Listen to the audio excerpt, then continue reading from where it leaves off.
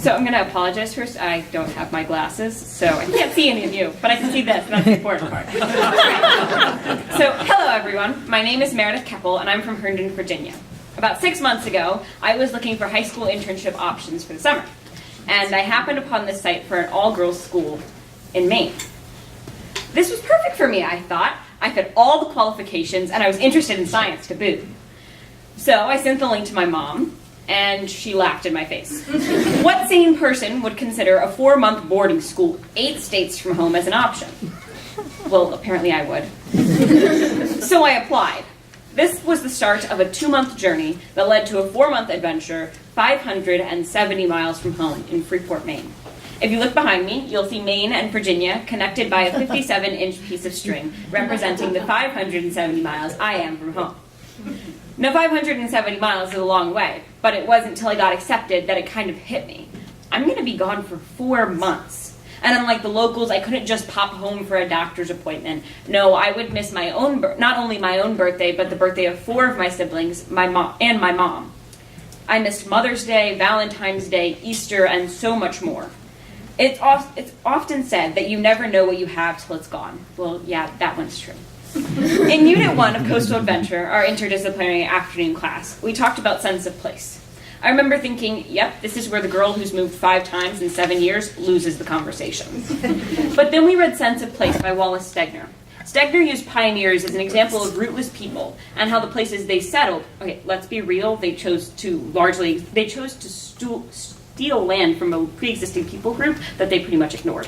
But the places they settled developed individual cultures. How does this apply to me, you ask? Well, for much of my life, I've struggled with simultaneously feeling rootless and confined by living in the same area.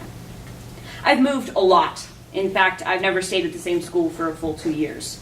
Each time we moved far enough away that I had to meet a whole new friend group, but not far enough away I'm what most people would consider worldly. And I mean, what's the point of moving if you're just going to be within driving distance of your old house? A lot of new places we moved were small towns as well, which meant that everyone I started going to school with had known each other since before pre-K. I distinctly remember feeling like the odd one out many times. I think that over time I started to unconsciously resent Virginia for this. This showed particularly clearly when I started looking at colleges. My parents pointed me at the great Virginia colleges where I'd pay in-state tuition. I would shrug and kind of bunch up my nose. I think I started to feel like I'd outgrown small little Virginia and was ready to fly away to bigger places. So I started looking, and I found a program 570 miles from home. But things weren't that easy. Very quickly, it became apparent to me that I grew up and lived in a culture much different than the other students. Diversity is this great idea we uphold, but I don't think it's often talked about how difficult practicing diversity can be. One of the things that quickly stuck out to me was religion. I live below the Mason-Dixon line, meaning that religion is very important to most in communities. And the most predominant religion is Christianity. I had my own trauma with Christianity, however, and was proud of my spiritual, not religious motto. But somehow, I got to CSG and began to feel like the strongest believer here. It was such a strong contrast for me. I felt almost scandalously secular at home, but here I was fanatically religious. For example, in my community, most everyone, even those who aren't particularly religious, celebrate religious holidays, such as Easter and Christmas. There were more of community celebrations to me. Yet here, it was important to people they celebrate neither Easter nor Christmas. I remember one early instance where I mentioned something about Christmas to my roommate. She looked at me and said, "No, why would I celebrate Christmas? I'm not Christian." I blinked a little and kind of responded, "Oh, sorry."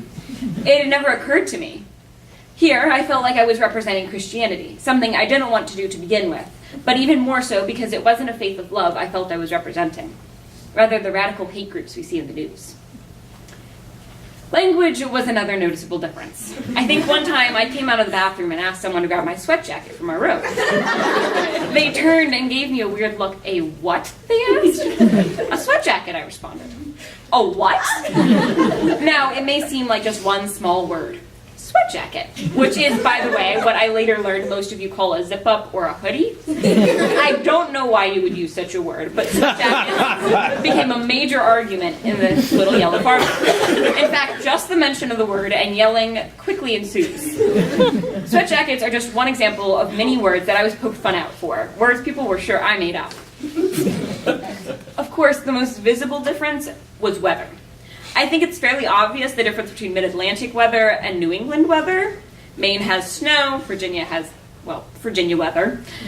Virginians have a saying, if you don't like the weather in Maine, in Virginia, wait 5 seconds and it will change. Although the winter was fairly mild in Maine this year, it's almost June and there are still trees with no leaves on them. It's almost June and I still have to wear jeans on most days. It's almost June, and a hat and a scarf are still an option. About halfway through the semester, I had to fly home for my grandmother's funeral. I remember that here it had been about 65 degrees, which we thought felt like summer. I stepped out of the Ronald Reagan Airport in D.C., though. The wave of 80-degree heat hit me, and whew, let me tell you. The trees all had leaves. The cherry blossoms were going out of season. The wisteria, tulips, red buds, daffodils, crocuses, they were all in season. Yeah, it's a little different. This is all great, you may say, but how does it affect the rest of your life? Having a better appreciation of place has helped me further cement my life's ambition, sustainable relief work. For a while, I've wanted to go into the Peace Corps and help out with nonprofits like Heifer International. Early on in the semester, we went to New England Youth Identity Summit, and I had the honor of hearing a Kenyan woman, Dr. Karumbu, speak. Dr. Karumbu talked to us about the work she was doing fighting AIDS, sexism, poverty, and ignorance in her country. At the end of her incredibly inspiring talk, I asked her what I could do to help, and she adamantly told me I could just help. She explained to us how Western superpowers' relief funds have been used to westernize her country and have established a mindset of victims in her people. Her emphasis was on empowerment, so that her people could learn to deal with their own problems. My perspective drastically shifted as I heard her explain that relief work being done in Kenya, as well as much of Africa, was destroying its culture for an unsustainable model. I want to help solve problems so that they don't need to be fixed later. Maybe part of this comes from hearing my mom tell me all the time, better to do a job once well than have to go back and fix it. Stegner says at the end of his piece, Sense of Place, neither the country nor the society we built out of it can be healthy until we stop raiding and running and learn to be quiet part of the time and acquire the sense not of ownership but of belonging. It is my fundamental belief that the root of our environmental, economic, and social problems lie in the mindset we have towards our Earth. I believe that we need to reconcile this idea of natural and man-made so that we can start to live in harmony instead of being a burden on the Earth. My hope is to one day be living this ideal and working to help others achieve it as well through sustainability. So, it just so happens that after a terrifying trip, 570 miles from home, for 4 months, I have a better understanding of what I want to do with my life in a way that will benefit the world. I've learned that where we lie is more than just a resting place. It makes us who we are. Thank you.